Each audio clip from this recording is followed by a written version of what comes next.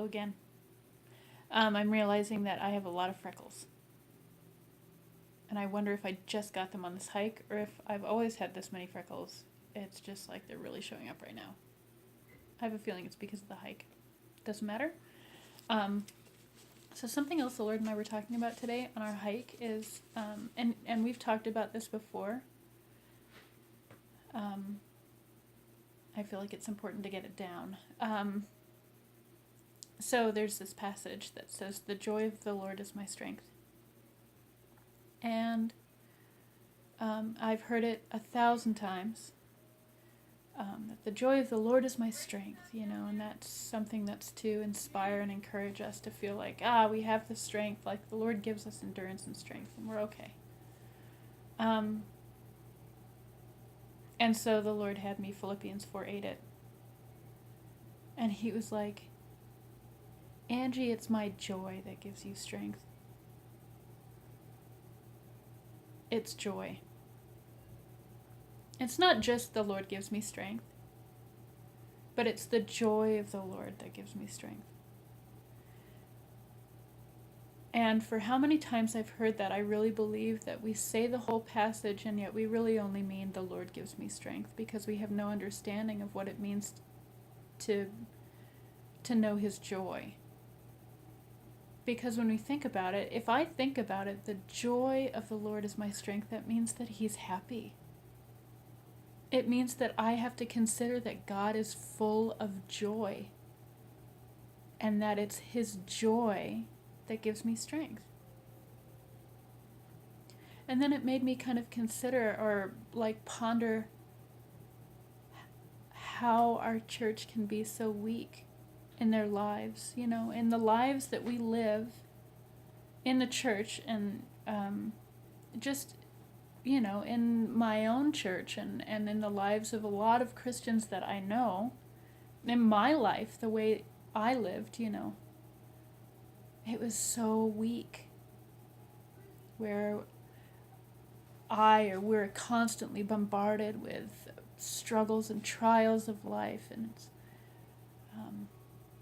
I heard someone just the other day behind me at church go, "It's faith that leads us to victory. It's faith that gives us victory." No, Jesus gave us victory, like 2,000 years ago. The faith part is just that we believe that we're victorious, If the joy of the Lord is our strength,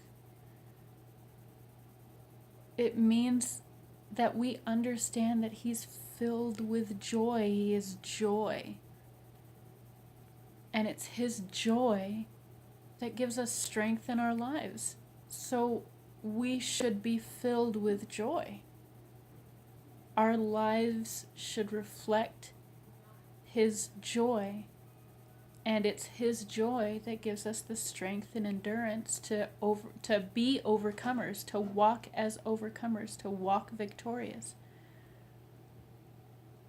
Just the idea that God is really happy seems foreign. And not personally anymore to me. He's really kind of, he's opened the doors and revealed to me just really how happy he is, and just in getting to know the Holy Spirit, the Holy Spirit is so much fun. He's really happy and very childlike and curious, and I love the way he looks at life. So childlike. And I know that this relationship is just really personal with me, but we gasp a lot at stuff, "Oh, the sky is so pretty," he talks like that to me. It's awesome. But he's filled with joy. He's joy. It's the fruit of the Holy Spirit is joy. So shouldn't that be a main foundational attribute in the life of a Christian? Joy, peace, love, Shouldn't that be foundational?